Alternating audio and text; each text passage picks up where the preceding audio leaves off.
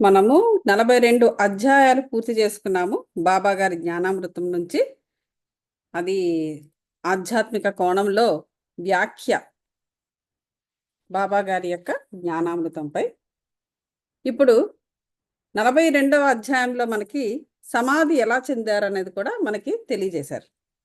ఇప్పుడు దాని గురించి మరికొన్ని విషయాలు, అంటే దానికన్నా ముందర బాబా గారు సమాధి చెందడానికి ముందుగా ఏమేమి విషయాలు జరిగాయి అన్నది ఇప్పుడు 2-3 అధ్యాయాల్లో మనము వివరించుకుందాం.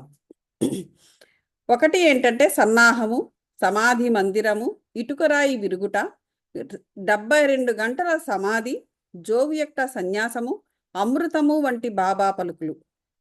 ఓకే, ఇలా 6 విషయాలు మనకి ఇప్పుడు చర్చించారు. ఇది 2 అధ్యాయాల్లో చెప్తున్నారు, 43, 44 అధ్యాయాలు.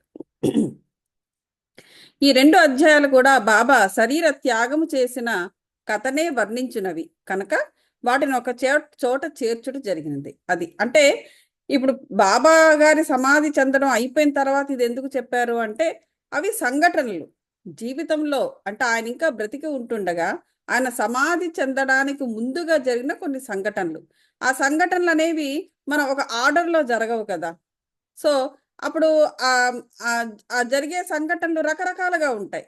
సో వాటన్నిటినీ అదే విధంగా రాసి మనకు అర్థం కాదు. అందుకని జరిగిన సంఘటనలన్నిటినీ కూడా ఒక 2-3 అధ్యాయాల్లో కూర్చారనమాట. అందువల్ల అది అయిన తర్వాత ఇది చెప్పడం అనేది జరుగుతుంది. హిందువుల్లో ఎవరైనా మరణించుటకు సిద్ధముగా ఉన్నప్పుడు మత గ్రంథములు చదివి వినిపించట సాధారణ ఆచారము. అంతే కదా, భగవద్గీత అవన్నీ చదువుతూ ఉంటారు. ఏలన ప్రపంచ విషయముల నుండి అతని మనస్సును మరలించి భగవద్ విషయములందు లీనమనర్చినచో అతడు పరమును సహజంగాను సులభంగాను పొందును. అంటే చనిపోవడానికి ముందు, వాళ్ళు చనిపోతున్నారు అనగా ఇంకా అంతా భగవద్గీత చదవడం, లేకపోతే ఎవరి మతం వాళ్ళది, వారి వారి వారి మతానికి సంబంధించిన గ్రంథాలు చదవడం అనేది చేస్తూ ఉంటారు. ఎందుకు? ఇంకా ఇహాన్ని వదిలేసి పరానికి వాళ్ళు వెళ్ళిపోతారు కాబట్టి ఈ ఇహలోక మందలి ఆలోచనల నుండి వారిని దూరం చేసి ఆ దేవుని యొక్క ధ్యాస మీద వారి యొక్క దృష్టిని మరల్చడానికి చేస్తుంటారు ఎవరు? మిగతా వాళ్ళు. పరీక్షన్ మహారాజు బ్రాహ్మణ ఋషి బాలునిచే శపింపబడి పరీక్షన్ మహారాజు ఓకే వారము రోజుల్లో చనిపోవటకు సిద్ధముగా ఉన్నప్పుడు గొప్ప యోగియగు శుకుడు భాగవత పురాణమును ఆ వారంలో బోధించను. అది ఈ పరీక్షన్ మహారాజు చనిపోవడానికి సిద్ధంగా ఉన్నప్పుడు ఆయన చేత ఈ భాగవత పురాణాన్ని ఒక వారంలో చదివించారు. ఈ అభ్యాసం ఇప్పటికీ అలవాటులో ఉన్నది, చాలా మంది చేస్తుంటారు. చనిపోవుటకు సిద్ధంగా ఉన్న వారికి గీత, భాగవతము మొదలగు గ్రంథములు చదివి వినిపించెదరు. కానీ బాబా భగవంతుని అవతారం అగుటచే వారి కట్టిది అవసరం లేదు. బాబా గారికి అవసరం లేదు కదా, ఆయన ఆల్రెడీ పరమాత్మకు దగ్గరగా అయిపోయారు. కానీ ఇతరులకు ఆదర్శంగా ఉండటానికి ఈ అలవాటును వారు పాటించారు. మిగతా వాళ్ళు త్వరలోనే దేహత్యాగము చేయుచున్నామని తెలియగానే వారు వజే అను అతన్ని పిలిపించారు. ఎవరో అతని పేరు వజే. రామ విజయము అన్న గ్రంథమును పారాయణ చేయమనేది. అతడు వారములో గ్రంథమును ఒకసారి పఠించను. ఒక్క వారంలోనే ఆ గ్రంథం మొత్తం పఠించారంట బాబా గారి ముందు. తిరిగి దాన్ని చదవమని బాబా ఆజ్ఞాపించారు, మళ్ళీ చదవమని. అతడు రాత్రింబవళ్ళు చదివి దాన్ని 3 దినాల్లో 2వ పారాయణం పూర్తి చేశారు. చూడండి, మొదటిసారి ఆ పారాయణ పూర్తి చేయడానికి 6 రోజులు పట్టింది. అదే పారాయణాన్ని దాన్ని మళ్ళీ చదవమంటే దాన్ని 3 రోజుల్లో పూర్తి చేశాడంట ఆయన. ఈ విధముగా 11 దినములలో 2వ పారాయణం పూర్తి చేశాను. అంటే మొదటి 7 రోజులు, తర్వాత 3 రోజులు, మొత్తం కలిపి 10-11 రోజుల్లో పారాయణం 2 సార్లు చేశాడు. ఈ విధంగా 11 దినాలు గడిచాను. అతడు తిరిగి 3 రోజులు చదివి అలసిపోయాను. బాబా అతడికి సెలవిచ్చి పొమ్మనెను. బాబా నెమ్మదిగా ఉండి ఆత్మానుసంధానంలో మునిగి చివరి క్షణంకే ఎదురుచూచుంది. అంటే ఏంటంటే పూర్తిగా ఆత్మావలోకనము, ఆత్మానుసంధానం, ఆత్మతో అనుసంధానం అయిపోయి ఉండి చాలా సైలెంట్ అయిపోయారట బాబా గారు. అయిపోయి ఆ చివరి క్షణం గురించి ఎదురు చూస్తున్నారంట. 2-3 దినముల ముందు నుండి బాబా గ్రామము బయటకు పోవుట, భిక్షాటనము చేయటం మొదలగునవి మానేసి మసీదులోనే కూర్చుండిపోయారు. ఎందుకంటే ఇంకా వాళ్ళ చివరి క్షణం గురించి ఎదురు చూస్తున్నారు కాబట్టి ఇంకా రొటీన్ చేయడం మానేశారు. చివరి వరకు బాబా చైతన్యముతోనే ఉండి అందరినీ ధైర్యముగా ఉండమని సలహా ఇస్తున్నారు. అది ఆ చివరి వరకు అన్నది బాబా గారు చైతన్యంతోనే ఉన్నారు, స్పృహ తప్పడం అట్లాంటివి ఏమీ లేదు. అందరికీ ధైర్యం చెప్తూనే ఉన్నారు, ధైర్యంగా ఉండండి, ఏడవకండి, ఇవన్నీ కూడా. వారు ఎప్పుడు పోయేదారో ఎవరికి తెలియనేలేదు. ఆయనకు తెలుసు, కానీ ఎవరికి మిగతా వాళ్ళకి చెప్పలేదు. ప్రతిదినము కాకాసాహెబ్ దీక్షితు, శ్రీమాన్ బుట్టియు వారితో కలిసి మసీదులో భోజనం చేయుచున్నారు. భోజనం కూడా చేస్తున్నారు. ఆనాడు అక్టోబర్ 15 తారీఖు హారతి పిమ్మట వారిని వారి వారి బసలకు పోయి భోజనం చేయమనను. హారతి అయిపోయిన తర్వాత ఏం చెప్పారంటే బాబా గారు, ఆయనతో కూర్చోకుండా మీరు మీ మీ బసలకు వెళ్ళి కూర్చోండి, అక్కడ భోజనం చేయండి అన్నారంట. అయినను కొంతమంది మనసు ఒప్పక లక్ష్మీబాయి షిండే, భాగోజీ షిండే, బాయాజీ, లక్ష్మణ్ బాలాపింపి, నానాసాహెబ్ నిమోన్కర్ అక్కడే ఉండిపోయారు, వెళ్ళలేదు. దిగు మెట్ల మీద శ్యామ కూడా కూర్చునే ఉన్నాడు. లక్ష్మీబాయి షిండేకు అప్పుడు 9 రూపాయలు దానం చేసిన పిమ్మట బాబా తనకా స్థలము బాగోలేదనియు, అందుచేత తనను రాతితో కట్టిన బుట్టి మేడలోనికి తీసుకుని పోయిన అచట బాగుగా ఉండునని చెప్పారు. సరే, ఇంకా లక్ష్మీబాయి షిండేకు 9 రూపాయలు ఇచ్చారు. మనం ఆల్రెడీ ఒక అధ్యాయంలో చదువుకున్నాం. ఒక్కొక్క రూపాయికి అర్థం ఏమిటో, భక్తి, ఇవన్నీ చెప్పారు. నవవిధ భక్తులు అంటారు వాటిని. సో అది అది ఇచ్చిన తర్వాత ఆవిడికి బాబా గారు ఏమన్నారంటే, ఇక నాకు ఈ మసీదు వదిలేస్తున్నాను, నాకు మసీదు వద్దు, నేను ఆయన కట్టించాడు కదా, కృష్ణుడు పెడదామని, కృష్ణుడి యొక్క విగ్రహం పెడదామని ఆ వాడ అంతా కట్టించి అందులో ఒక మందిరం కూడా కట్టించాడు. ఆ మందిరంలో కృష్ణుడిని పెడదామని ఎవరు బుట్టి అక్కడికి తీసుకెళ్ళిపోవని బాబా గారు చెప్పారట. చెబితే ఈ తుది పలుకులు ఆడుచు బాబా బాయాజీ శరీరం పైన అలాగ ఒరిగి ప్రాణాలు వదిలారు. బాగోజీ దీనిని కనిపెట్టాను. దిగువ కూర్చుని ఉన్న నానాసాహెబ్ నిమోన్కర్ ఈ సంగతి చెప్పాను. నానాసాహెబ్ నీళ్లు తెచ్చి బాబా నోటిలో పోసాను, కానీ అవి బయటికే వచ్చేసాయి. అతడు బిగ్గరగా ఓ దేవా అని అరిచెను. బాబా తన భౌతిక శరీరం విడిచిపెట్టానని తేలిపోయాను. బాబా సమాధి చెందని సంగతి షిరిడి గ్రామంలో కార్చిచ్చువలి వ్యాపించను. ప్రజలందరూ, స్త్రీలు, పురుషులు, బిడ్డలు మసీదుకు పోయి ఏడవసాగిరి. కొందరు బిగ్గరగా ఏడ్చిరి, కొందరు వీధుల్లో ఏడ్చుచుండిరి, కొందరు తెలివి తప్పి పడిపోయారు. అందరి కండ్ల నుండి నీళ్లు కాలువ వల్లే పారుచుండెను. అందరూ విచారగ్రస్తులయ్యిరి. కొందరు సాయిబాబా చెప్పిన మాటలు జ్ఞాపకము చేసుకోవడం మొదలుపెట్టారు. మునుముందు 8 ఏండ్ల బాలునుగా ప్రత్యక్షమయ్యేదనని బాబా తమ భక్తులతో చెప్పిరని ఒకరన్నారు. ఇవి యోగీశ్వరుని వాక్కులు కనుక ఎవరినూ సందేహింపనక్కరలేదు. ఏలన కృష్ణావతారంలో శ్రీ మహావిష్ణు ఈ కార్యమనే వనర్చెను. సుందర శరీరముతో, ఆయుధములు గల చతుర్భుజములతో శ్రీకృష్ణుడు దేవికి కారాగారమున 8 ఏండ్ల బాలుడుగానే ప్రత్యక్షమయ్యను. ఆ అవతారమున శ్రీకృష్ణుడు భూమి భారమును తగ్గించెను. ఈ అవతారము కూడా అంటే సాయిబాబా అవతారం కూడా భక్తులను ఉద్ధరించుటకే వచ్చినది కనుక సంశయింప కారణమేమున్నది? యోగుల జాడ అగమ్య గోచరములు. సాయిబాబాకు తమ భక్తులతోడి సంబంధం ఈ యొక్క జన్మతోడితే కాదు, అది గడిచిన 72 జన్మల సంబంధము. సాయిబాబాకు ఈ భక్తులతో ఉన్న సంబంధము ఏదో ఈ జన్మది కాదు, గత 72 జన్మల నుంచి ఉంది. ఇట్టి ప్రేమబంధములు కలిగించిన ఈ మహారాజు సాయిబాబా ఎచ్చటికో పర్యటనకై పోయినట్లు అనిపించుట వలన వారు శీఘ్రముగానే తిరిగి వత్తురని దృఢ విశ్వాసము భక్తులకు గలదు.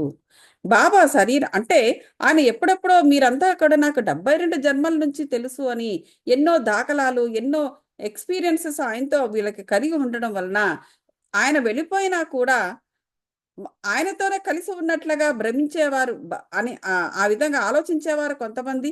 ఆయన వెళ్ళి మళ్ళీ వస్తారని ధైర్యంతో ఉండేవారు కొంతమంది.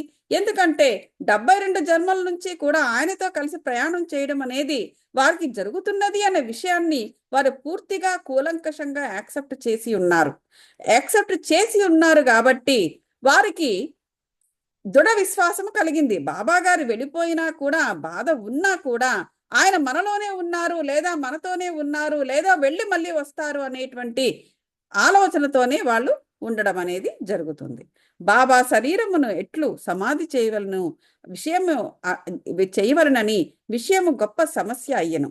అయితే ఇప్పుడు బాబా గారి శరీరాన్ని ఏ విధంగా సమాధి చెయ్యాలి. కొందరు మహమ్మదీయులు బాబా శరీరమును ఆరుబయట సమాధి చేసి దానిపై గోరీ కట్టవలను అన్నారు. వారి పద్ధతి ప్రకారము కుషాల్ చంద్, అమీర్ శక్కర్ కూడా అదే అభిప్రాయాన్ని వెలువిచ్చారు. కానీ రామచంద్ర పాటీలోను గ్రామ మున్సబు గ్రామంలోని వారందరికీ నిశ్చితమైన దృఢ కంఠస్వరముతో మీ ఆలోచన మాకు అసమ్మతము, అంటే మాకు సమ్మతంగా లేదు. బాబా శరీరము రాతివాడాలో పెట్టవలసినదే అన్నారు. అంటే సమాధిలో పెట్టవలసిందే, ఇట్లా పడుకోబెట్టి. అందుచే గ్రామస్తులు 2 వర్గాలుగా విడిపోయి ఈ వివాదము 36 గంటల వరకు జరిగింది. బుధవారము ఉదయము గ్రామంలోని జ్యోతిష్యుడును శ్యామాకు మేనమామయ్యగు లక్ష్మణ్ మామ జోషికి బాబా స్వప్నంలో కనిపించి చేయి పట్టి లాగి ఇట్లనెను. అయితే 36 గంటల తర్వాత ఎవరు ఈ జ్యోతిష్కుడికి శ్యామ యొక్క మేనమామయ్యన్న లక్ష్మణ్ మామ జోషికి స్వప్నంలో బాబా గారు కనిపించారు. కనిపించి ఆయన చెయ్యి పెట్టి లాగినట్లు అనిపించింది వారికి. త్వరగా లెండి, బాబా సాహెబు నేను మరణించితని అనుకునుచున్నాడు, అందుచే అతను రాడు. నీవు పూజ చేసి కాకడ హారతి నిమ్ము. లక్ష్మణ మామ సనాతనాచార పరుణుడైన బ్రాహ్మణుడు. ప్రతిరోజు ఉదయం బాబాను పూజించిన పిమ్మట తక్కిన దేవతలను పూజించుచుండెడివారు. అతనికి బాబా యందు పూర్ణ భక్తి విశ్వాసములుండెను. ఈ దృశ్యమును చూడగానే పూజా ద్రవ్యములు పళ్ళెమును చేత ధరించి మౌల్వీల ఆటంకపరచుచున్నను పూజను హారతిని చేసిపోయాను. మిట్ట మధ్యాహ్నము బాపు సాహెబు జోగ్ పూజ ద్రవ్యాలతో అందరితో మామూలుగా వచ్చి మధ్యాహ్న హారతిని నెరవేర్చెను. అయితే వారికి స్వప్నంలో కనిపించి బాబా గారు హారతి ఇమ్మని చెప్పారు. చెబితే ఇక ఈ మౌల్వీలు అంటే ఈ ముస్లిం భక్తులందరూ కూడాను వారి పద్ధతి ప్రకారం చేద్దామని 36 గంటల సేపు వాదన జరుగుతుంటే వీరికి స్వప్నంలో కనిపించే హారతిని ఇవ్వమని చెప్పారు. ఈయన ఎప్పుడైతే ఈ లక్ష్మణ్ మామా జోషి ఆయన స్వప్నంలో కనిపించిన బాబా గారు చెప్పినట్లుగానే ఆయన కాకడ హారతి మధ్యాహ్న హారతి 2 కూడా పూర్తి చేశారు. ఈ బాబా తుది పలుకులను గౌరవించి ప్రజలు వారి శరీరంను వాడాలో ఉండుటకు నిశ్చయించి అతటి మధ్య భాగమున త్రవ్వుట ప్రారంభించిరి. మంగళవారము సాయంకాలము రాహతా నుండి సబ్ ఇన్స్పెక్టర్ వచ్చెను. ఇతరులు తక్కిన స్థలం నుండి వచ్చిరి. అందరూ దాన్ని ఆమోదించిరి. ఆ మరుసటి ఉదయం అమీర్ బాయ్ బొంబాయి నుండి వచ్చెను. కోపరగాం నుండి మామలతాదారు వచ్చెను. ప్రజలు భిన్నాభిప్రాయాలతో ఉన్నట్లు తోచెను. కొందరు బాబా శరీరమును బయటనే సమాధి చేయవలని పట్టుబట్టింది కనుక మామలతాదారు ఎన్నికలు పెట్టెను. ఆ ఎన్నికల ద్వారా ఎవరికి ఎక్కువ ఏ మాటకు ఎవరు ఎక్కువ ఓటు వేస్తే ఆ విధంగా చేయడానికి వారు నిశ్చయించుకున్నారు. వాడాను ఉపయోగించటకు 2 రెట్ల కంటే ఎక్కువ ఓట్లే వచ్చినాయి. ఎందుకు? వాడాలోనే బాబా గారిని పడుకోబెట్టి సమాధి చేయాలని అక్కడ దానికి 2 ఓట్లు ఎక్కువ వచ్చినాయంట. అయినప్పటికీ జిల్లా కలెక్టర్తో సంప్రదించవలని అతడు అనెను. కనుక కాకా సాహెబ్ దీక్షిత్ అహ్మద్ నగర్ పోవుటకు సిద్ధపడెను. ఈ లోపల బాబా ప్రేరణ వల్ల 2వ పార్టీ యొక్క మనసు మారింది. బాబా గారు అక్కడే ఉంటారు కదా, వాళ్ళ మనసు మారి అందరూ ఏకగ్రీవంగా బాబాను వాడాలో సమాధి చేయుటకు అంగీకరించరి. బుధవారము సాయంకాలము బాబా శరీరమును ఉత్సవముతో వాడాకు తీసుకుని పోయిరి. మురళీధర్ కొరకు కట్టిన చోట శాస్త్రోక్తంగా, మురళీధర్ అంటే కృష్ణుడు కొరకు కట్టించారు కదా మందిరాన్ని, ఆ మందిరం కట్టిన చోటే శాస్త్రోక్తంగా సమాధి చేసిరి. యథార్థముగా బాబాయే యాక్చువల్గా మురళీధరుడు. వాడ దేవాలయమయ్యను, అది ఒక పూజా మందిరం అయ్యను. అనేక మంది భక్తులచ్చుటకు పోయి శాంతి సౌఖ్యములను పొందుచున్నారు. ఉత్తర క్రియలు బాలాసాహెబ్ భాటే ఉపాసనీ బాబా నెరవేర్చింది. ఉపాసనీ బాబాకు గొప్ప భక్తుడు. ఈ సందర్భంలో ఒక విషయం గమనించవలెను. ప్రొఫెసర్ నార్కే కథనము ప్రకారము బాబా శరీరము గంటలు గాలి పట్టి అప్పటికి అది బిగుసుకుపోలేదు. చూడండి, 36 గంటల సేపు బాబా గారి శరీరం అలాగే ఉండిపోయినా కూడా 36 గంటలు అంటే ఎంత ఎంత ఎన్ని రోజులు? ఒక రోజు 24, 36 గంటలు, 1.5 డే అయినా కూడా ఆ శరీరంలో ఎటువంటి మార్పు రాలేదు. బిగుసుకుపోవడం కానీ వాసన రావడం కానీ ఏమి జరగలేదంట బాబా గారిది. అవయవములన్నీ సాగుచుండెను. వారి కఫిని చెంపకుండా సులభముగానే తీయగలిగిరి. చూసారా? వారికి అంటే అంటే బిగిసిపోతుంది కదా శవము, అలా జరగలేదు. ఈజీగానే సింపుల్ గానే కాళ్ళు చేతులు ఉన్నాయన్నమాట. ఇటుక రాయి విరుగుట, ఇది ఇంకొక విషయము చెబుతున్నారు. బాబా భౌతిక శరీరమును విడుచుటకు కొన్ని దినములు ముందు ఒక దుశ్శకనము జరిగెను. ఏమిటో, మసీదులో ఒక పాత ఇటుక ఉండెను. బాబా దానిపై చెయ్యి వేసి ఆనుకుని కూర్చుండేవారు. ఎప్పుడు కూడా ఆ ఇటుకను బాబా గారు తన తన దగ్గరే పెట్టుకుండేవారు. కూర్చున్నప్పుడు ఆ ఇటుక మీద చెయ్యి పెట్టుకుని కూర్చుండేవారు. పడుకునేటప్పుడు తల వెనక పెట్టుకుని పడుకుండేవారు. రాత్రులంతా దానిపై ఆనుకొని ఆసనస్తులు అవుతుండేవారు. అనేక సంవత్సరాలు అలాగే గడిచిన. ఒకనాడు బాబా మసీదులో లేనప్పుడు ఒక బాలుడు మసీదును శుభ్రపరచుచు దానిని చేతితో పట్టుకుని ఉండగా అది ఆ బాలుని యొక్క చేతి నుండి జారి కింద పడి 2 ముక్కలైపోయింది. ఈ సంగతి బాబాకు తెలియగానే వారు మిగుల చింతించి ఇట్లని ఏడ్చిరి. చూడండి, బాబా గారు ఎప్పుడైతే ఆ ఇటుక 2 ముక్కలైపోయిందో బాబా గారికి తెలిసిన తర్వాత దాన్ని చూసి ఆ దుఃఖపడి ఏడ్చారట బాబా గారు. ఏమని చెప్పి ఏడ్చారు? ఇది ఇటుక కాదు, నా అదృష్టం, నా అదృష్టమే ముక్కలుగా విరిగిపోయినది, ఇది నా జీవితపు తోడు నీడ. అంటే బాబా గారి యొక్క చైతన్యము, అతని ఆత్మ చైతన్యము ఆ ఇటుకలో ఉంది. అది ఎప్పుడైతే ముక్కలైపోయిందో అది ఒక ఇండికేషన్, ఇంకా వెళ్ళిపోతారు అనేసి. దాని సహాయం వలననే నేను ఆత్మానుసంధానం చేయగలిగాను. అది ప్రతి ఒక్క జీవిలోనూ అతను ఆత్మానుసంధానం, ప్రతి ఒక్క జీవి యొక్క ఆత్మతో అనుసంధానం ఎలా జరిగిందంటే ఆ ఇటుక ఉండడం వలనే. ఎందుకంటే ఆ చైతన్యం అంతా దాంట్లోనే ఉంది. ఆ చైతన్యమే లేకపోతే ఆయన ఆ సాధన చేయలేకపోయేవారు. ఇప్పుడు చాలా చూడండి, మనం ఒక్కోసారి చాలా లిథార్జిక్గా అయిపోతాము. ఏ పని చేయబుద్దేదు, చెయ్యాలా మానాలా అన్నట్టు ఉంటాము. ఎందుకు? మనకప్పుడు చైతన్యం క్షీణించడం వలన. కారణాలు ఏవైనా ఉండొచ్చు, ప్రకృతి కావచ్చు, మనుషులు కావచ్చు, మన ఆలోచనలు కావచ్చు, ఏదైనా కావచ్చు. ఆ చైతన్యం ఎప్పుడైతే క్షీణిస్తుందో నువ్వు ఏ పని చేయలేవు. అదే విధంగా బాబా గారి యొక్క స్పిరిచువల్ సాధన కూడా ఆ చైతన్యం మీదే ఆధారపడి ఉంది. ఆ చైతన్యానికి ఆ ఇటుకకి సంబంధము ఉంది. ఎప్పుడైతే ఆ ఇటుక విరిగిపోయిందో ఆ చైతన్యము క్షీణిస్తుంది. అందువల్ల బాబా గారు దుఃఖపడ్డారన్నమాట. ఎవరైనా ఒక ప్రశ్న అడగవచ్చును, అది బాబా నిర్జీవియగు ఇటుక కోసం ఎంత విచారపడనేలా, అంతే కదా. ఇటుక అనేది ఒక వస్తువు, అది విరిగిపోతే ఎందుకు విచారపడ్డారు? అందులోకి హేమట్ పంతు ఇలా సమాధానం ఇచ్చారు. ఇది చూద్దాము. యోగులు బీదవారికి నిస్సహాయులకు సహాయము చేయుటకై అవతరించెదరు. యోగులు అనేవారు బీద వాళ్లకు, లేకపోతే ఎవరికైనా సహాయం కావాలి అనుకునే వాళ్ళకు సహాయం చేయడానికే వారి యొక్క స్పిరిచువల్ సాధన అనేది ఉపయోగపడుతూ ఉంటుంది. వారు ప్రజలతో కలిసి మెలిసి ఉన్నప్పుడు ప్రజల వలె నటిస్తారు, అంతే కదా. ప్రజల్లో 10 మందిలో ఉండేటప్పుడు 10 మందిలో ఒకరుగానే ఉంటారు. వాళ్ళకి ఎంత స్పిరిచువల్గా వాళ్ళ ఆత్మ స్పిరిచువల్గా ఎదిగి ఉన్నప్పటికీ కూడా 10 మందిలో ఉండేటప్పుడు భూమిని ఆశ్రయించుకుని ఆత్మ జన్మ తీసుకుంటుంది. ఆ భూమిని ఆశ్రయించుకుని ఇంకా వారు బ్రతికి ఉండేటప్పుడు 10 మందిలో ఒకరుగానే ఉంటారు. వారు వాళ్ళ ఆత్మస్థాయి మిగతా వాళ్ళతో ఎక్కువ అయ్యుండొచ్చు, వారు యోగులు కాబట్టి. కానీ వారు మనుషులతో మసలేటప్పుడు వాళ్ళలో ఒకరిగానే ఉంటారు. అందరూ చేసే పనులే వాళ్ళు కూడా చేస్తుంటారు. సో మన వలె వాళ్ళు కూడా బాహ్యంగా నవ్వగలరు, ఏడుపు వస్తే ఎడవగలరు, ఫీలింగ్స్ అనేవి కూడా ఉంటుంది. ఎందుకు? యాజ్ లాంగ్ యాజ్ ఆ ఆత్మ యోగి ఆత్మ కావచ్చు, అయినా సరే ఆ ఆత్మ ఆ శరీరములో ఉండడంతో, ఆ శరీరము భూమి నుంచి తయారై ఉండడంతో ఆ భూమిపై ఉన్న ప్రాణులందరితో కూడా అనుసంధానమై ఉంటుంది ఆ జన్మంతా కూడాను. అలాగా ఆటోమేటిక్గా అందరూ ఏడ్చినట్టే ఏడుపు వస్తుంది, అందరూ నవ్వినట్టే నవ్వు వస్తుంది. ప్రతిసారి కూడా ఆత్మస్థాయి ఆత్మస్థాయి ఆత్మస్థాయి అనుకుంటే ఆ స్థాయి మధ్యలోకి రాదు.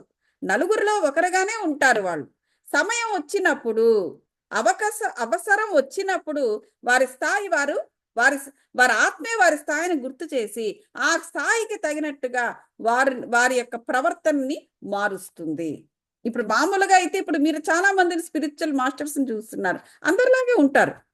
కానీ వారు ఒక వేదిక మీదకి వెళ్ళినప్పుడు వారి యొక్క స్థాయి డిఫరెంట్గా ఉంటుంది, ఆలోచన స్థాయి కానీ ఆత్మస్థాయి కానీ. మిగతా వారితో అక్కడ డిఫర్ అవుతూ ఉంటారు. మిగతా సమయాల్లో అందరిలాగే ఉంటారు. అదే విధంగా బాబా గారు కూడా అలాగే ఉన్నారు అని చెబుతున్నాడు.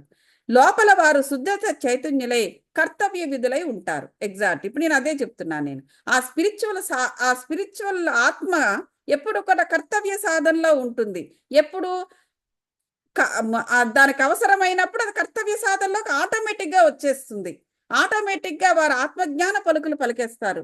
ఆటోమేటిక్గా వాళ్ళు ఎన్నో విషయాలు వారు మాట్లాడిస్తూ ఉంటారు. ఎక్కడెక్కడో సంగతులు చెప్పేస్తూ ఉంటారు. ఎందుకు? వాళ్ళ ఆత్మస్థాయిలో ఉన్నప్పుడు వారి శరీరం నుంచి మాట్లాడేది వాళ్ళ ఆత్మే. మిగతా సమయాల్లో అందరిలో ఒకరిగా ఉంటారు. అందరూ చేసే పనులే చేస్తారు. సమయం వచ్చినప్పుడు వాడు స్పిరిచువల్ సాధన ఒక సూర్య కిరణాల్లా, ఒక సూర్య తేజంలా వెలువడుతూ ఉంటుంది. ఆ విధంగానే బాబా గారు యొక్క స్థితి కూడా అని చెప్పేసి చెబుతున్నారు. 72 గంటల సమాధి ఏమిటో చూద్దాం. ఇటుగా వెనుగుటకు 32 సంవత్సరాలకు పూర్వము ముందు అనగా 1886వ సంవత్సరంలో బాబా సీమోల్లంఘనము చేయ ప్రయత్నించను. ఒక మార్గశిర పౌర్ణమి నాడు బాబా ఉబ్బస వ్యాధితో మిక్కిలి బాధపడుచుండను. ఎప్పుడో 1886లో అంట. ఈయన వెళ్ళిపోయినది 1918. దానిని తప్పించుకున్నట్టుకే బాబా తన ప్రాణంను పైకి తీసుకుని పోయి సమాధిలో ఉంచవలననుకుని భక్త మహల్సాపత్తో ఇట్లనిది: నా శరీరమును 3 రోజుల వరకు కాపాడము. నేను తిరిగి వచ్చినట్లయినా సరే లేని ఎడల నా శరీరము ఎదురుగా ఉన్న ఖాళీ స్థలంలో పాతిపెట్టి గుర్తుగా 2 జెండాలను పాతము అని స్థలం చూపిరి. ఇట్లనచు రాత్రి 10 గంటలకు బాబా కింద కూలెను. వారి ఊపిరి నిలిచిపోయెను. వారి నాడి కూడా ఆడకుండెను. శరీరంలో నుండి ప్రాణము పోయినట్లుండెను. ఊరు అందరచ్చట చేరి న్యాయ విచారణ చేసి బాబా చూపిన స్థలంలో సమాధి చేయటం నిశ్చయించరి. కానీ మహల్సాపతి అడ్డగించాను. ఇది ఇంతవరకు మనం చదివాము, దాన్నే మళ్ళీ రిపీట్ చేస్తున్నాడు. తన తొడపై బాబా శరీరమును ఉంచుకొని 3 రోజులు అట్టే కాపాడుచుండెను. 3 దినముల పిమ్మట తెల్లవారుజామున 3 గంటలకు బాబా శరీరంలో ప్రాణమున్నట్లు కనిపించెను. ఊపిరి ఆరంభించెను. కడుపు కదలెను. కండ్లు తెరిచెను. కాళ్ళు చేతులు సాగదీయ బాబా లేచెను. దీనిని బట్టి చదువురులు ఆలోచించవలసిన విషయం ఏమనగా, బాబా 3 మూరల శరీరమా లేక లోపలున్న ఆత్మయా? పంచభూతాత్మకమగు శరీరము నాశనమగును. శరీరం అశ్వాశ్వతము గాని లోనున్న ఆత్మ పరమ సత్యము. అది ఏంటంటే ప్రాక్టికల్గా అంటే ఆ అధ్యాయంలో చెప్పారు. వారు తన తండ్రి దగ్గరికి వెళ్ళాను అని చెప్తారు. అంటే దేవుని దగ్గరకు. మహిళసాపతికి ఏంటంటే, నేను 3 రోజుల్లో మళ్ళీ తిరిగి వస్తాను, ఈ శరీరాన్ని కాపాడుతూ ఉండు. ఒకవేళ నేను 3 రోజుల తర్వాత కూడా నేను తిరిగి రాకపోతే దీన్ని ఖననం చేసేయండి. తిరిగి వచ్చేంత వరకు నా శరీరాన్ని కాపాడండి అని చెప్పేసి ఆయన ఆత్మతో శరీరాన్ని భూమి మీద వదిలి ఆత్మతో ఆయన యాస్ట్రల్ ట్రావెల్ చేశారు. ఆత్మతో దేవుని దగ్గరికి వెళ్ళారు. అక్కడ ఏదో మరి వెళ్ళారు. సో 3 రోజుల తర్వాత మళ్ళీ బ్యాక్ వచ్చి ఆ ఆత్మ తిరిగి శరీరంలో కూర్చుని బాబా గారు మళ్ళీ లేచి కూర్చున్నారు. సో అక్కడ ఏమి చూపించారంటే, శరీరము కేవలము భూమి మీద మనం వదిలేస్తాము, నిత్యము ఉండేది ఆత్మే. శరీరంలో ఉన్నప్పుడు దాని శరీరంతో తిరుగుతుంది, శరీరము లేనప్పుడు అది ఆత్మగానే ఉంటుంది అని అది ప్రాక్టికల్గా అక్కడ ఉన్న ప్రజలందరికీ ఆ రోజుల్లో డైరెక్ట్గా ఈ ఆత్మ అనేది వేరు, శరీరం అనేది వేరు. ఈ శరీరము శాశ్వతము కాదు, ఆత్మే శాశ్వతము. శరీరము లోపల ఆత్మే లేకపోతే శరీరానికి చేతన అనేది ఉండదు. ఆత్మ ఉండడం వలనే శరీరము పనిచేయడం మొదలు పెడుతుంది, లేకపోతే అచేతనంగా పడి ఉంటుంది అనే విషయాలను ఆ రోజుల్లో ఆయా మనుషులందరికీ కూడాను బాబా గారు ఒక డైరెక్ట్గా డెమాన్స్ట్రేట్ చేశారు. ప్లస్ తాను దేవుని దగ్గరికి వెళ్ళి చేయవలసింది ఏదో ఉంది ఆత్మస్థాయిలో. అది వేరే లోకానికి, పరంధామ లోకానికి, పరంధామ లోకం అని చెప్పలేము మనము, పరలోకానికి వెళ్ళి రావడం జరిగింది. సో అది ఇక్కడ చెబుతున్నారన్నమాట. సో అలాగే ఇప్పుడు కూడా ఏమి జరిగింది? భౌతిక శరీరాన్ని వదిలేశారు. ఇప్పుడు సమాధి చెందారు కదా. అప్పుడు ఎలాగైతే ఆయన వెళ్ళి వచ్చారో ఇప్పుడు కూడా జరిగింది అదే. భౌతిక శరీరాన్ని వదిలేశారు, వెళ్ళిపోయారు. ఎక్కడికి? పరలోకానికి వెళ్ళారు. తన తండ్రి దగ్గరికి వెళ్ళారు. దేవుడి దగ్గరికి వెళ్ళారు. మళ్ళీ ఎప్పుడైనా వస్తారు అనేటువంటి భావన వారికి ఆల్రెడీ ఇంతకు మునుపే ఉంది కాబట్టి అప్పటి వాళ్లకు ఇది కూడా వాళ్ళు ఆ విధంగానే ఆలోచించడం అనేది జరిగింది. పూర్వము గాన్గాపురములో వెలిసిన దత్తదేవుని అవతారమగు శ్రీ నరసింహ సరస్వతి, మనం ఇంత మునుపే చెప్పాము. బాబా గారితో పాటుగా సమకాలీనంగా ఆయన అంశాలు మరికొంతమంది వచ్చారనేసి. గాడ్గాపుర దత్తదేవుని అవతారం అని చెప్పేసి నరసింహ సరస్వతి, ఇంకా ఆ అక్కల్కోట్ మహారాజ్ అని, వీళ్ళందరూ కూడా బాబా గారి యొక్క మరికొన్ని అంశాలు. అంటే బాబా గారి లాగే ఒకే పూర్ణాత్మ నుంచి వెలువడిన అంశాలన్నీ కూడా వేరు వేరు ప్లేసుల్లో వారందరూ కూడా ద్యోతకమయ్యారు ప్రజలకి. ఆ రోజుల్లో వారు సమాధి చెందుట సేమ్ టైంలోనా అండి? సేమ్ టైంలో. సేమ్ టైంలో ఓకే. సమాధి చెందుట బాహ్యమునకే గాని సమస్త చేతనా చేతనములందు కూడా వాని కూడా ఉండి వారిని నియమించేవారును పరిపాలించేవారును వారే. అది అక్కడ ఏం చెప్తున్నారంటే, సమాధి చెందడము అనేది బాహ్యమే, కానీ సమస్త చేతనా చేతనములందు అంటే ప్రతి ఒక్క యాక్టివిటీ, భూమి మీద జరిగే ప్రతి యాక్టివిటీ యందు బాబా గారే నియమించేవారు, పరిపాలించేవారు అన్నీ వారే అని చెబుతున్నారు. ఈ విషయము ఇప్పటికిని సర్వస్వ శరణాగతి చేసిన వారికిని, మనస్ఫూర్తిగా భక్తితో పూజించే వారికిని అనుభవనీయమైన సంగతే. బాబా గారి యొక్క ప్రజెన్స్ని తప్పకుండా, ఆ బాబా గారిని ఎవరైతే మనస్ఫూర్తిగా సర్వస్వ శరణాగతి చేసి ఉంటారో బాబా గారికి, వారికి ఆ ఎక్స్పీరియన్స్ అనేది, ఇటువంటి ఎక్స్పీరియన్స్ అనేది కలుగుతుంది అని చెప్పేసి వీరు చెబుతున్నారు. ప్రస్తుతము బాబా రూపము చూడ వీలు లేనప్పటికీ షిరిడీకి వెళ్ళినచో వారి జీవితమెత్తు పటము మసీదులో ఉన్నది. అవును, ఇప్పటికీ ఉంటుంది.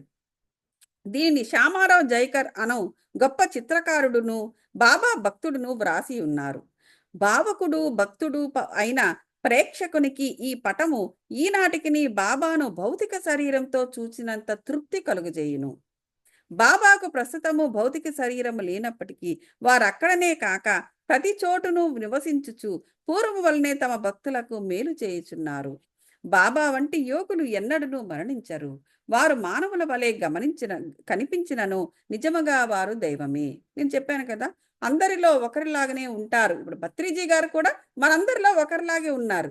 మన అందరికీ ఏముంటుంది? కోపము ఇట్లాంటివి ఉన్నట్టుగానే, హాస్యము, కోపము, లేకపోతే ఇవన్నీ ఉన్నట్టుగానే ఆయన కూడా అలాగే మనకు కనిపించారు. సమయం వచ్చినప్పుడు ఆయన స్థాయి పూర్తిగా ఆత్మస్థాయి, ఎప్పుడైతే నా ఆత్మస్థాయిలోకి వస్తారో మిగతా వారితో కంపేర్ చేస్తే పూర్తిగా డిఫరెంట్గా ఉంటారు. ఆయన మాట్లాడే ధోరణి కానీ, లేకపోతే ఎంతో విషయ జ్ఞానాన్ని జనాలకు బోధించడం కానీ, అవన్నీ కూడా ఆటోమేటిక్గా ఆత్మ మరొక ఆ స్థాయిలో ఆ ఆత్మ మాట్లాడడం జరుగుతూ ఉంటుంది.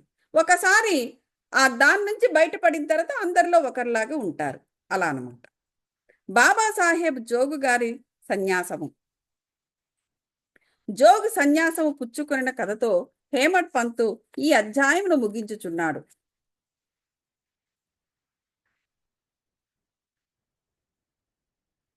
ఓకే, మనము ఇక్కడ ఆపుదాము. ఎందుకంటే చెప్పేశానా? కొంచెమే ఉంది, చెప్పేస్తాను. జోగు సన్యాసం పుచ్చుకున్న కథతో హేమట్ పంతు ఈ అధ్యాయాన్ని ముగిస్తున్నాడు. ఏమిటో చూద్దాం. సకారాం హరి ఉరఫ్ బాపు సాహెబ్ జోగ్ పూనా నివాసియగు సుప్రసిద్ధ వార్ఖరి విష్ణు భువా జోగ్ గారికి మామగారు.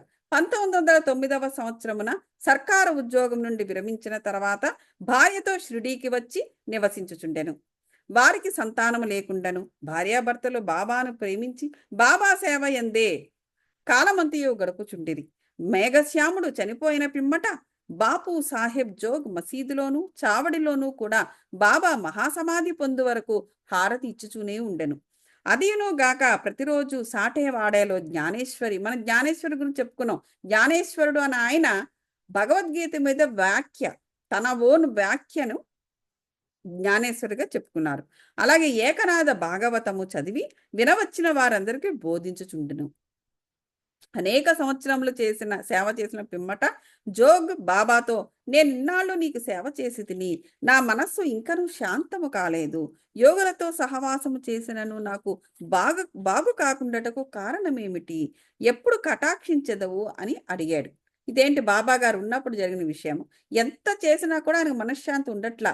బాబా దగ్గరికి వచ్చేసి ఇవన్నీ చదివినా కూడా ఆ వ్యక్తికి మనశ్శాంతి కలగటం లేదు. ఎప్పుడు నన్ను కటాక్షిస్తావు? నాకు మనశ్శాంతి దొరకటం లేదు అని అడిగాడు. ఆ ప్రార్థన విని బాబా, కొద్ది కాలంలో నీ దుష్కర్మల ఫలితము నశించును. ఇప్పుడు చూడండి, అన్నీ ఉన్నా కూడా మనస్సుకు ప్రశాంతత ఉండదు. ఆ ప్రశాంతత ఎందుకంటే వారి జీవితంలో ప్రశాంతత అనేది, శాంతి అనేది ఆత్మకు సంబంధించిన విషయము. వారి ఆత్మ శాంతిగా లేనప్పుడు వారు తీసుకునే నిర్ణయాలు గాని దుష్కర్మల యొక్క ఫలితము. అది ఎందుకు అలా జరుగుతుంది?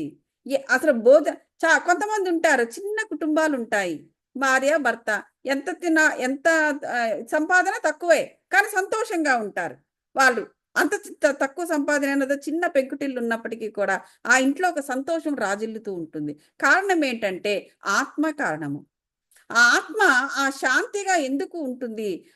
కారణం ఏంటంటే వారు చేసుకున్న కర్మల ఫలితము, సత్కర్మ ఫలితము.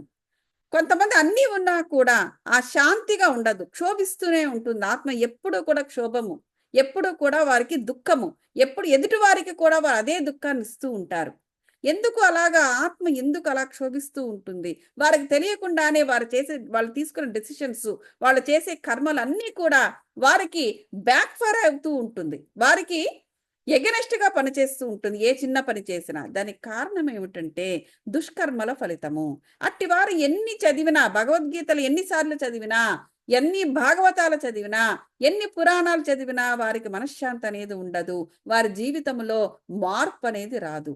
దానికి గల కారణం ఏమిటి అని బాబా గారిని అడిగితే అప్పుడు ఈయన చెబుతున్నారు బాబా గారు, దుష్కర్మల ఫలితము. కొద్ది కాలంలో నీ దుష్కర్మల ఫలితము నశించును, నీ పాపపుణ్యాలు భస్మమాగును. ఎప్పుడు నీవు అభిమానమును పోగొట్టుకుని, చూసారా, అభిమానము అంటే రాగద్వేషాలు, ఈగో. ఎప్పుడైతే నీకు ఆ వ్యామోహము అంటే ఏదో ఒక పురుషుడికి స్త్రీ మీద, స్త్రీకి పురుషుడి మీద ఉండేదే వ్యామోహము కాదు. ఒక అహంకారం, కొంతమంది అహంకారాన్నే ప్రీతిగా ఉంటారు. వ్యామోహం ఎందుకు? అది అధికారాన్ని ఇస్తుంది. చూడండి, అహంకారంగా ఉన్నవారు వారు అధికార దర్పంతో ఉంటారు. మిగతా వారందరూ వీడెప్పుడు అహంకారి, వాడు అలాగే ఉండని అని చెప్పేసి వాడి జోలికి పోరు. అదేనా అతని అహంకారానికి, నేను ఇలా ఉండబట్టే నేను ఇలా రాజులా ఉన్నాను అనుకుంటాడు. సో ఆ అధికార దాహము, అధికారంపై వ్యామోహము అనేది ఆ విధంగా కలుగుతూ ఉంటుందన్నమాట. అది కూడా ఒక వ్యామోహమే.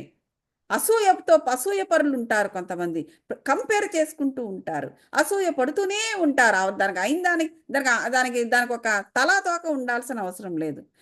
రెండిటి మధ్యనైనా కంపేర్ చేసుకోవాలంటే ఏ రెండిటి మధ్య కంపేర్ చేసుకోవాలో ఆ రెండిటి మధ్య కంపేర్ చేసుకోవాలి. కానీ వాళ్ళు తలకి బోడిగుండుకు కూడా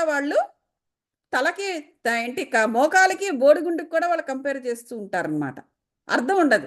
మోకాలు ఎక్కడుంది? కింద భాగము. తల ఎక్కడుంది? పై భాగము. గుండె ఎక్కడుంది? పై భాగము. ఈ రెండింటిని ఎలా కంపేర్ చేస్తారండి? మోకాలికిను బోడిగుండుకి. అయినా సరే వాళ్ళు కంపేర్ చేస్తారు. వాళ్ళు వ్యామోహం. సో ఆ విధంగా వాళ్ళు ఎందుకు అలా కంపేర్ చేస్తుంటారంటే అదేదో బంధాన్ని ఏర్పరచుకోవడం కాదు ప్రజలతోటి, లేదా మనుషులతోటి, కుటుంబంతో, ఇష్టమైన వాళ్ళతోటి, కష్టమైన వాళ్ళతోటి, సాటి వారితోటి. వాళ్ళకి అక్కడ బంధాన్ని కాదు వాళ్ళు అక్కడ పోగేసుకుంటున్నది. వాళ్ళు ఏంటంటే వాళ్ళతో పోటీ పడుతున్నారు. వాళ్ళు ఎప్పుడైతే ఆ కంపారిజన్ ఆపేస్తారో పోటీలో ఓడిపోయినట్టుగా ఫీల్ అవుతారు వాళ్ళు. అది కూడా ఒక కర్మే, దుష్కర్మ. కాబట్టి అవన్నిటినీ కూడా మనము కన్సిడరేషన్లోకి తీసుకోవాలి. అవన్నీ కూడా పాపకర్మలే. సో ఇవన్నీ భస్మమగుతాయి అని చెబుతున్నాడు. ఎప్పుడైతే నువ్వు అభిమానాన్ని పోగొట్టుకుంటావో, ఇలాంటి వ్యామోహాలను పోగొట్టుకుంటావో, మోహమును, రుచిని జయిస్తావో, ఆటంకములన్నిటినీ కడచెదవో హృదయపూర్వకముగా భగవంతుని సేవించుచు సన్యాసమును పుచ్చుకుందువో, అంటే ఎప్పుడైతే నీకు వైరాగ్యము, ఈ వ్యామోహాలన్నీ వదిలేసుకుని నీకు వైరాగ్యం అనేది నీ ఆత్మకి ఎప్పుడైతే కలుగుతుందో అప్పుడు నువ్వు ధన్యుడు అవుతావు. అప్పుడే నీకు ప్రశాంతత, శాంతి, నీ ఆత్మకు శాంతి కలుగుతుంది అని బాబా గారు ఆ వ్యక్తికి డైరెక్ట్గా చెప్పారనమాట. అది కొద్ది కాలము పిమ్మట బాబా పలుకులు కూడా నిజమయ్యాయి. అతడు యొక్క భార్య చనిపోయింది. అతనికి ఇంకొక అభిమానం ఏమీ లేకుండాటి అతడు అలాగే భార్య చనిపోయింది. ఇంకా అలా చాలా విషయాలు అలా అలా అలా అలా అతను దూరం అయిపోవడంతో అతనికి ఏం జరిగిందంటే ఒక రకమైన వైరాగ్యం రావడం మొదలుపెట్టింది. అప్పుడు మెల్లమెల్లగా అతను స్వేచ్ఛాపరుడయ్యాడు. ఏంటి?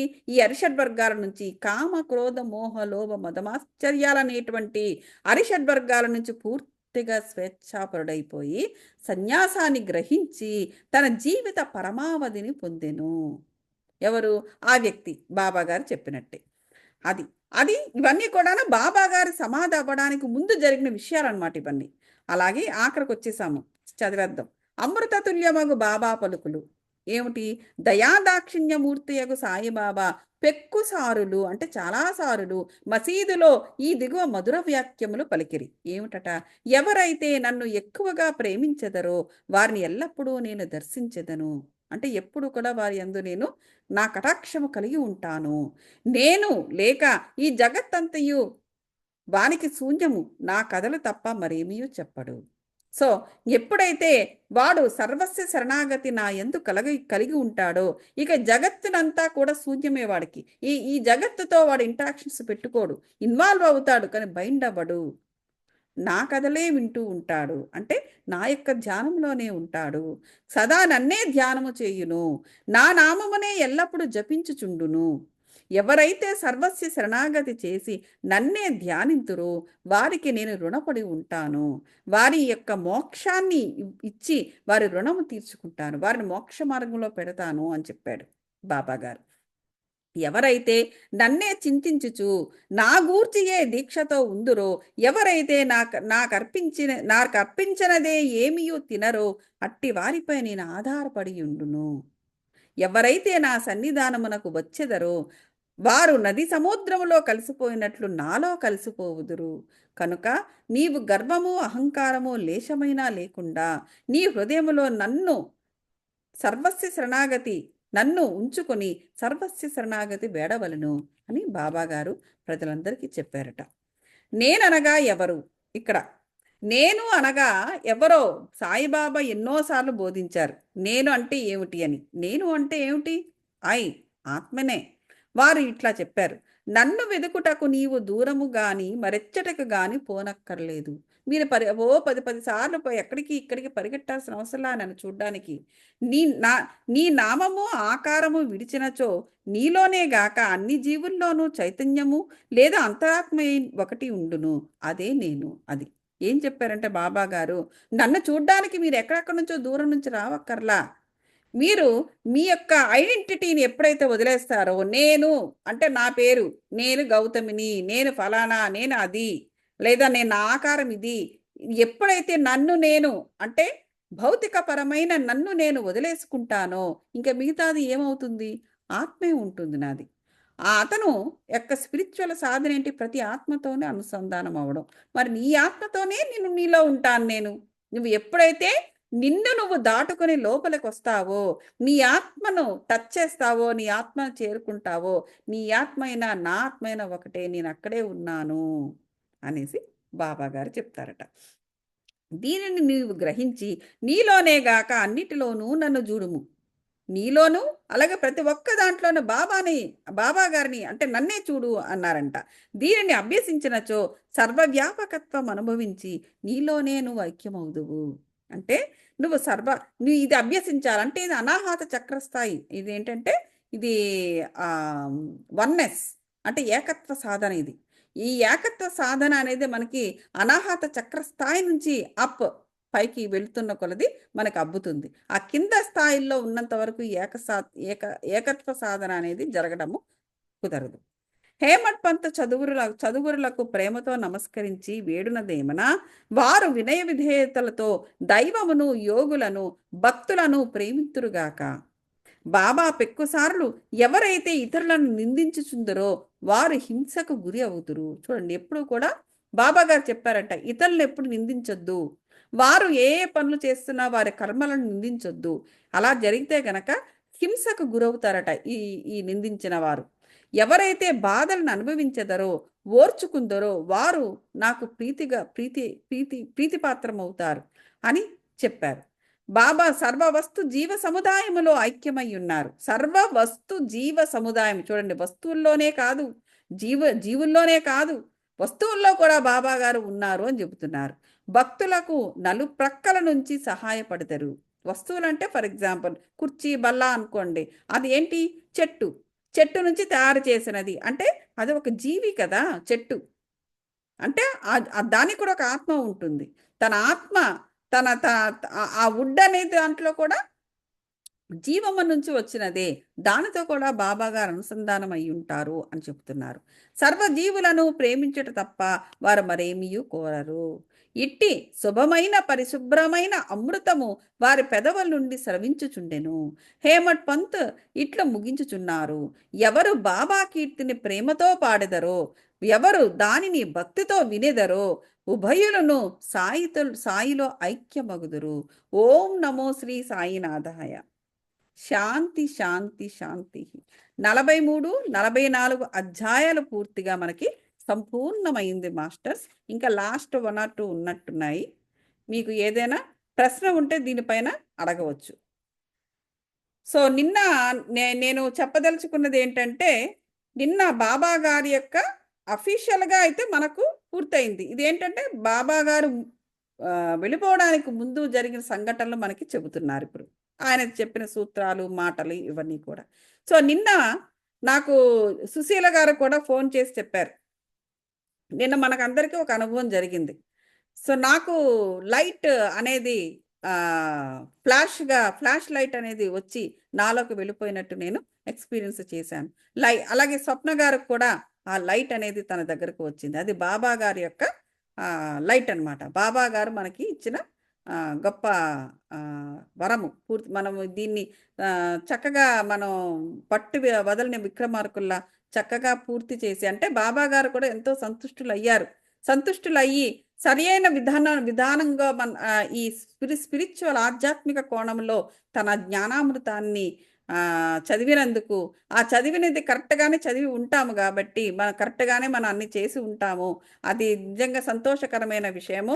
అందువల్ల బాబా గారు మనకి ఇచ్చిన వరం ఏంటంటే లైట్ ఎనర్జీని ఇచ్చారు. లైట్ అనేది ఏంటంటే అది ట్రాన్స్ఫర్మేషన్, ఇన్నర్ ట్రాన్స్ఫర్మేషన్, ఆధ్యాత్మిక పరమైన ఇన్నర్ ట్రాన్స్ఫర్మేషన్. ఈ స్పిరిచువల్ లైట్ అని మనకి ఇచ్చారు ఇద్దరికి. నా స్వప్న గారికి కూడా అదే ఇది కలిగింది.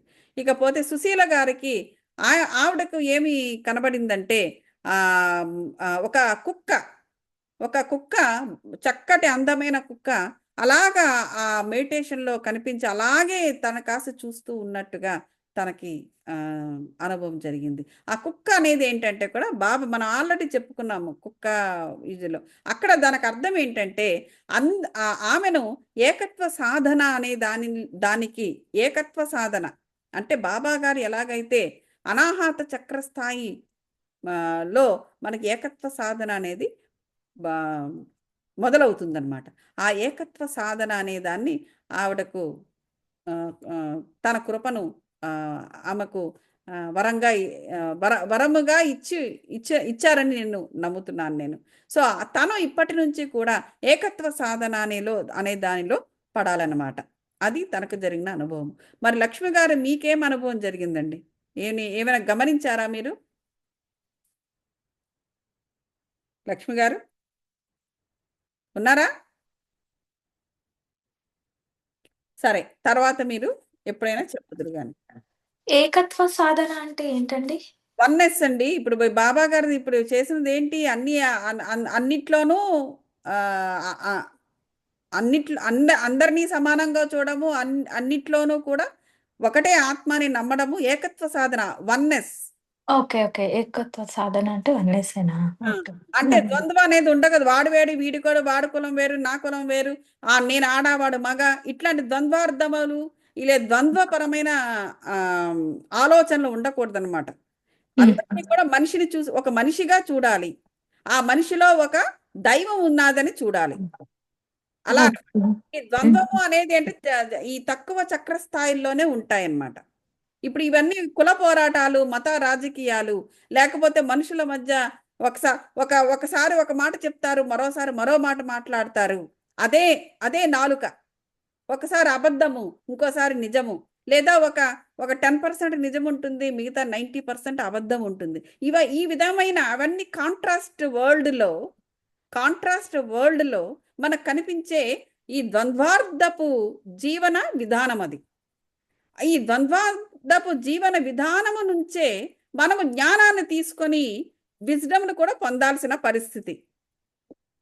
సో కాబట్టి ఈ ద్వంద్వార్థపు అంటే ద్వైతము, అదే కదా శంకరాచార్యుడు కూడా మనకు చెప్పినది ఏంటంటే ఆ ద్వైతంలో ఉన్నారు మానవులు, ఆ ద్వైతం నుంచే అద్వైతంలోకి లాగారు ఆనాడు ఆయన తన పద్ధతిలో. బాబాగారు కాదు, శంకరాచార్యుల వారు ద్వైతములో ఉన్న మనుషులను, అంటే ద్వంద్వార్థపు మనుషులను అద్వైతంలోకి లాగారు. ఆయన చేసిన సాధన ఒక టైప్లో చేశారు. ఆయన కూడా చేసిన వన్నెస్సే, ఆ ఏకత్వమే, ఆ అద్వైతమే, దానికి పేరు అద్వైతం అని పెట్టారు సంస్కృతంలో. అలాగే ఎంతో మంది బాబాలు, యోగులు అలా వచ్చిన ప్రతివారు కూడా మనుషులను ఈ తక్కువ చక్రస్థాయి నుంచి పై స్థాయికి రాగడానికే ప్రతివారు చూశారు. దేవుడు కూడా చూసింది అదే. దేవుడైనా యోగి అయినా ఎవ్వరు వచ్చినా కూడా అందరూ కూడా మానవులకి చేసే ఉపకారం అదే. అదేవిధంగా బాబా గారి యొక్క సాధన కూడా అదే. ఆయన చెప్పినది కూడా అదే తనకు ఇచ్చేసినది. మరి లక్ష్మి గారికి ఏమొచ్చిందో మరి తెలియదు. ఆవిడ ఎప్పుడైనా మీరు మాట్లాడదలుచుకున్నప్పుడు మాట్లాడొచ్చండి. ఓకే మాస్టర్స్, మనము ఇంకా 1 or 2 చిన్నవి ఉన్నాయి, అది చదివేస్తే సరిపోతుంది. అందులో ఓకే అండి. అవకాశాలకండి.